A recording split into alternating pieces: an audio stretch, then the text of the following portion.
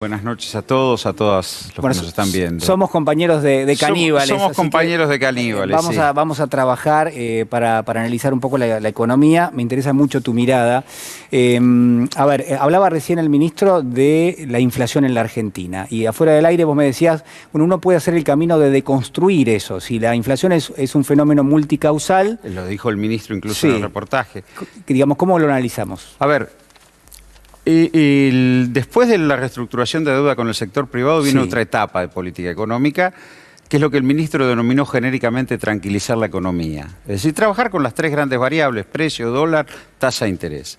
En dos tuvo éxito, más o menos, después de la corrida de fin del año pasado, el Banco Central acumuló reservas, el control monetario y fiscal dio su resultado. Digo, hoy si nosotros miramos el déficit fiscal, se acotó un 67%, está en el 1,3 del PBI. Incluso algunos cuestionamos la excesiva prudencia fiscal. Si miramos la masa monetaria líquida, la que puede impactar en el tipo de cambio, está en 18 puntos del PBI, igual que el año pasado. Nadie puede decir que el primer semestre fue un semestre de desborde monetario y fiscal. Ahora, el gobierno, el Ministerio de Producción también, tenían las mesas de consenso puestas arriba de la mesa. Fenómeno multicausal, no hay efecto monetario y fiscal. Hay acumulación de dólares en el Banco Central. ¿Por qué persiste la inflación? ¿Por qué las mesas de consenso después terminan en la tensión que hubo sobre la tarifa de energía eléctrica, terminan en la necesidad de controlar el mercado de carnes directamente porque se escapaba el precio de la carne? Digo, evidentemente hay un comportamiento monopólico que yo creo que está concentrado en aquellos sectores que tienen bienes esenciales como los alimentos. No es casual que el actual presidente de la UIA venga de la Cámara, que están presionando, de la Copal, y están presionando, y yo lo escuchaba al ministro Arroyo con mucha atención, y él dice, nosotros evitamos el desborde alimentario con la tarjeta. Ahora, ese comportamiento monopólico extorsiona al Estado, porque efectivamente un gobierno peronista no permite que haya hambre y cubre la diferencia de los ingresos populares. Ahora, insisto, me parece que el tema inflacionario puede ser un tema que perjudique la política de ingresos que se está dando en el segundo semestre y que creo que hay que tratarla en este punto con regulaciones. Me parece que hay que mirar el comportamiento monopólico. Digo, porque efectivamente el orden macroeconómico está. Digo, nadie puede decir que este gobierno está haciendo desmadres. Es más, ha tenido reprogramación del Club de París, la decisión de tomar los pagos del fondo y mientras tanto negociar. Es decir, tratar el frente externo. Escucha el ministro, habló del programa financiero con mucha solvencia. El Banco Central acumuló 4.000 millones de dólares desde que empezó el año y va a recibir 4.200 más. Pero se escapan los precios, Y se escapan sobre todo en aquellos bienes de consumo esencial como los alimentos. Es decir, ahí hay una necesidad de intervención. Es que la mirada entonces lo que hace es despeja aquellos factores que se supone que están, digamos, en un camino relativamente controlado, y nos quedaría esa mesa de negociación permanente con las cúpulas empresarias. Y yo creo que sí. Quedaría la sensación de que un poco dejó de tener efecto. Llamémoslo de esa manera. Yo creo que dejó de tener efecto. Yo creo que en el tranquilizar la economía, y insisto con las tres variables, dos, por el orden macroeconómico las está llevando bien. O sea, que quedaría eso. Incluso se reconstruyó un mercado de financiamiento al Estado en pesos sin tener que pagar una sobretasa de interés. Recordemos que San Lerí llevó la tasa de interés al 70%, hoy está en el 38% la tasa de referencia. Quiero decir, me parece que está fallando en el tema de inflación, está fallando la cuestión de presión monopólica sobre consumos esenciales, y me parece que ahí tiene que haber otro tipo de intervención. Ya no alcanza con la macro, no alcanza con que el Banco Central acumule muchos dólares, no alcanza con que haya prudencia fiscal y monetaria. Me parece que hay otra discusión que hay que dar y que no se ha dado. Yo creo que el gobierno esperaba mucho en las mesas de consenso y no se dio. Recién mencionabas al dólar, ¿no? Que obviamente es un elemento importante para tener en cuenta. Vamos a ver qué decía el ministro. A ver, lo vemos.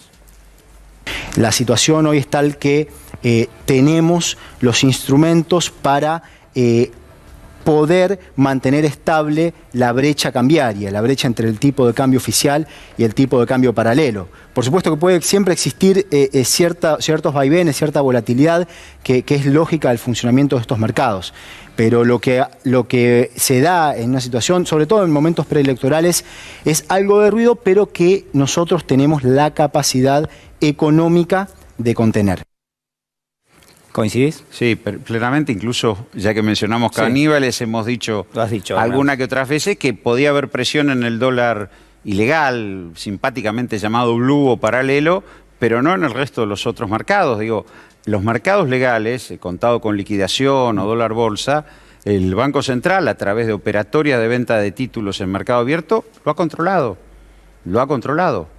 Digo, me parece que, bueno, también en el mercado paralelo hay ciertas presiones que yo creo que se desinflan porque, insisto, en la medida que el gobierno vaya manteniendo prudencia fiscal y monetaria, hay poca capacidad de presionar. Yo creo que hoy lo que hay es tensión en el plano inflacionario que golpea directamente sobre la política de ingresos. Eso, si yo tuviera que preocuparme, yo creo que el gobierno va a avanzar y sigue avanzando correctamente y ha tenido un éxito en el plan de vacunación, la economía va mostrando señales de recuperación, el gobierno ha cambiado política de ingresos a salario mínimo vital y móvil, se anuncia prontamente un aumento, reabrió las paritarias, reintegró impuesto a las ganancias, el aguinaldo se está pagando.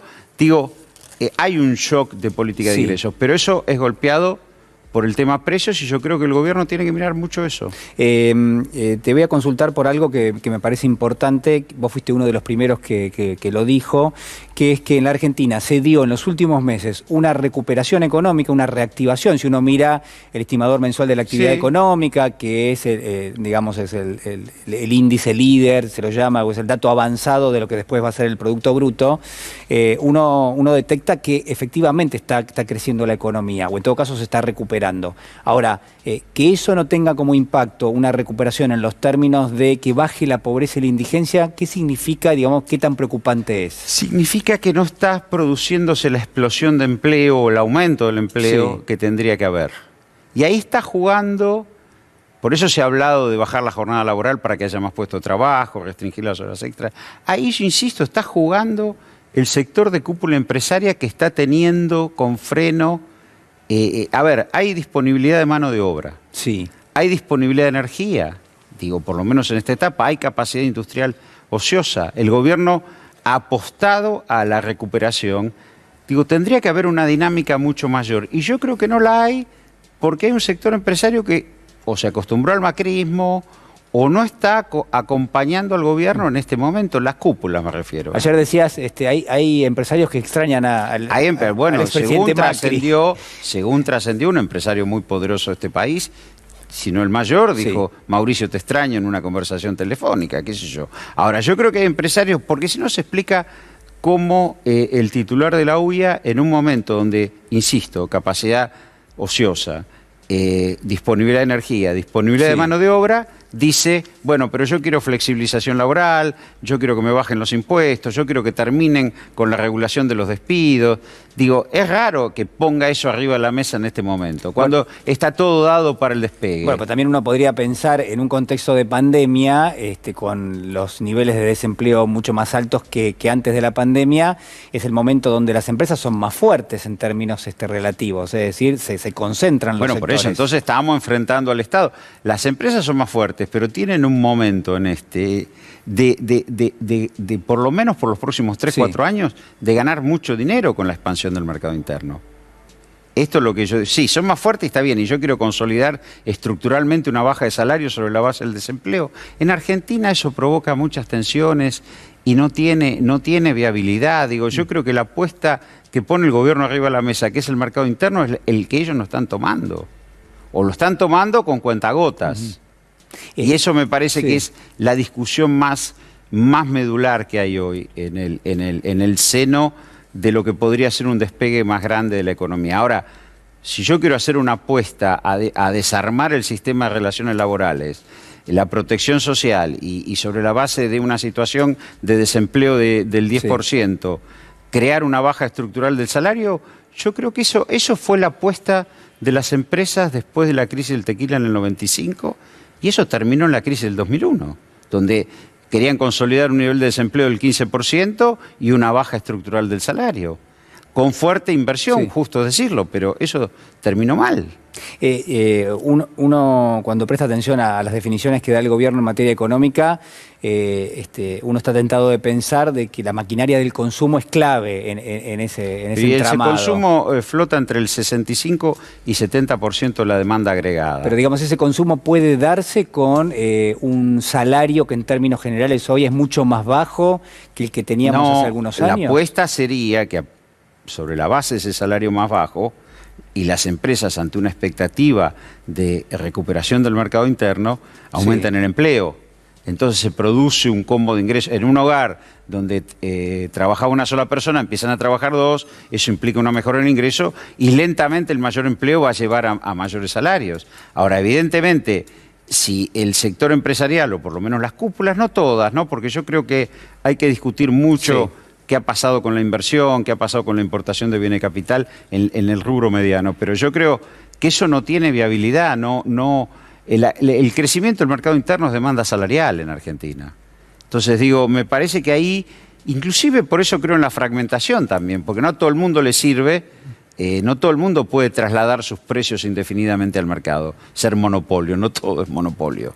Entonces me parece que ahí hay una discusión de fondo, pero esa idea de que yo voy a tener sostenido en el tiempo salarios muy bajos y desempleo y voy a vivir de la demanda externa y algunos nichos de mercado, para un país de 45 millones de habitantes, no. Con la historia de la Argentina, no.